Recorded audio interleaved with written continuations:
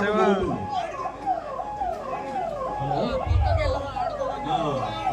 గంటల పాటు కష్టపడుతూ ఇప్పుడు మంత్రుల స్థానంలో ఒక సర్వేలో చూసుకుంటే ఫస్ట్ స్థానం వచ్చేటప్పుడు పవన్ కళ్యాణ్ గారు దక్కుతుందండి.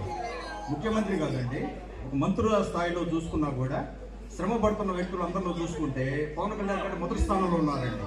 ఈరోజు పంచాయతీరాజ్ శాఖలో కానీ, ఈరోజు ఫండ్స్ తేవడంలో కానీ, సెంటర్లో వాళ్ళతో మాట్లాడటం కానీ, అన్ని విషయాల్లో కూడా సాధిస్తూ ఇంకా ఒక మెట్టు ఎక్కడానికి మనం అందరూ ఎదురు చూస్తున్నామండి. ఆ మెట్టు సాకారం అవ్వాలని చెప్పి అది 2029లో అవుతుందా, 2034 అవుతుందా ప్రతి ఒక్కరు ఎదురు చూస్తున్నాము.